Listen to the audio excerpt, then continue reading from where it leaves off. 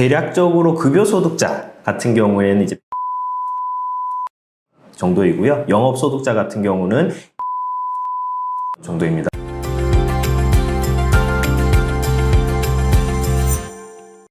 안녕하세요. 개인회생 길잡이 김우찬 변호사입니다.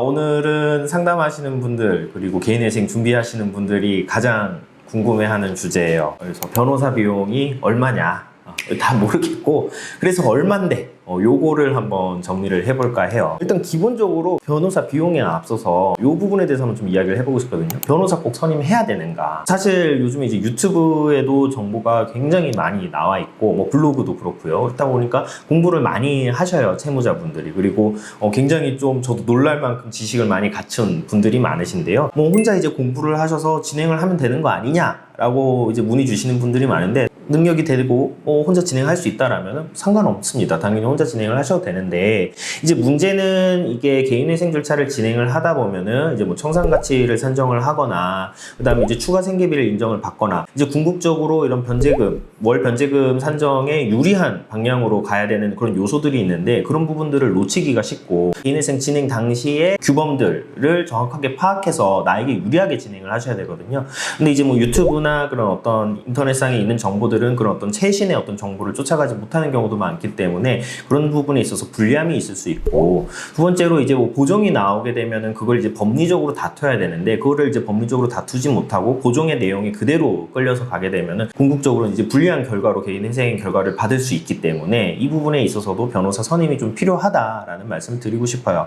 뭐 어쨌든 간에 뭐 결과가 뭐 어떻게 나오든 난 개인회생만 되면 된다라고 하신다면 또 상관은 없겠으나, 이게 보정 권고가 나오고 요거를 대응하는 과정이 사실 신속하게 잘 이루어지지 않다 보면은 그만큼 절차가 지연되게 되거든요. 그럼 이제 지연되는 기간만큼 내가 이제 경제적으로 다시 회복하고 자립하는 그 기간 자체가 길어지는 거기 때문에, 가급적이면은 개인회생 절차를 고민 중이시라면 전문가 도움 받아서 진행하기를 저는 권해드리고 싶고요.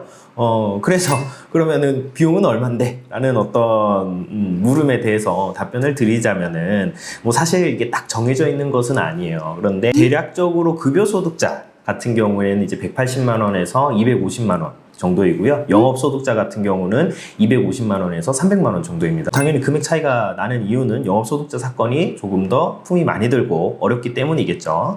그래서 이건 이제 일반적인 가이드라인으로서 참고를 하시면 되고요. 여기서부터 이제 비용이 업다운이 있을 수가 있어요. 그러면 이 업다운이 있는 요소는 무엇이냐? 결국에는 간단하고 쉬운 사건은 싸지는 거고요. 복잡하고 어려운 사건은 높아지게 되는 거예요. 그래서 만약에 채권자 수가 굉장히 많다. 그래서 채권자가 15곳 이상이 되게 된다라고 하면은 금액은 올라가게 되는 것이고요. 그렇지 않다, 채권자 수가 굉장히 적다라고 한다면은 낮아지게 되겠죠. 그러니까 실제 채무액이 얼마냐가 중요한 게 아니라 거래 내역이 얼마나 복잡한가가 또 중요하거든요. 그래서 거래 내역이 복잡하고 채무가 증대된 경위가 복잡하신 분들이 있어요. 그러니까 대출을 받아서 뭔가 목돈으로 크게 나가는 게 아니라 계속 뭐 여기저기 분산 투자가 이루어졌다든가 그런 경우에는 거래 내역이 복잡하거든요. 그리고 대출금 사용처 소명도 굉장히 어려워요. 그런 경우에는 당연히 변호사 비용이 올라가게 됩니다. 마지막으로는 이제 뭐 추가 생계비라든가 그다음에 이제 청산가치를 산정하는 데 있어서 법리적인 다툼이 있는 경우가 있을 수 있어요. 이제 뭐 대표적으로 이제 배우자의 어떤 재산의 편입 문제라든가 뭐 이혼한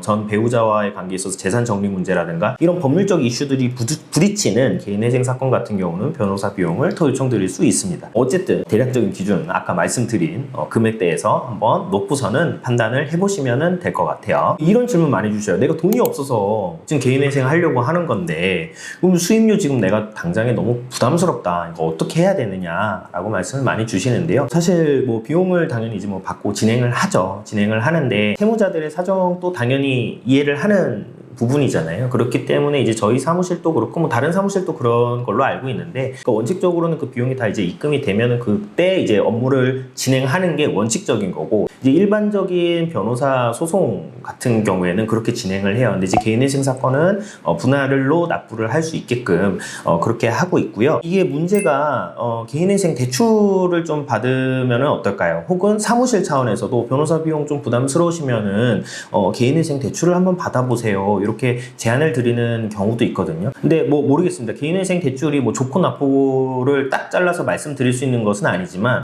저의 어떤 개인적인 생각으로 보자면은 개인회생 대출을 받는 거는 기본적으로 이거는 면책되지 않고 계속 이자를 추가적으로 부담을 해야 되는 거란 말이에요. 그리고 어쨌든 내가 개인회생을 진행하는 궁극적인 목표는 이런 어떤 채무에서 벗어나서 경제적으로 새 출발을 하고 싶은 건데 어쨌든 또 추가적인 대출을 받는다면은 그 부분에 있어서 계속 영향을 받는 것이거든요. 그리고 저는 이렇게 생각하는 게 이게 대출도 사실 습관이에요. 그래서 뭔가 어려우면 대출 받아서 쓰고 이러한 것들로부터 굴레를 한번 끊을 필요가 있어요. 그래서 제가 봤을 때는 그냥 분할 납부를 하는 형태로 좀 어렵더라도 분할을 그럼 길게 하면 되는 것이니까 어떤 형태로는 그렇게 해서 어떤 본인이 이제 버는 소득과 경제적 상황 안에서 해결을 하는 게 중요하다라는 말씀을 저는 드리고 싶고요. 개인회생 대출에 대해서는 저는 개인적으로는 조금은 부정적인 생각을 가지고 있다. 제 개인적인 생각이니까 그렇게 의견을 전달드리도록 하겠습니다. 사무실에서 개인회생 진행을 했는데 뭔가 결과가 안 좋아서 재신청 의뢰를 다시 주시는 경우가 있어요. 그럼 이제 그분들 같은 경우는 환불을 전부 다 받았느냐? 라고 한다면은 물어보면은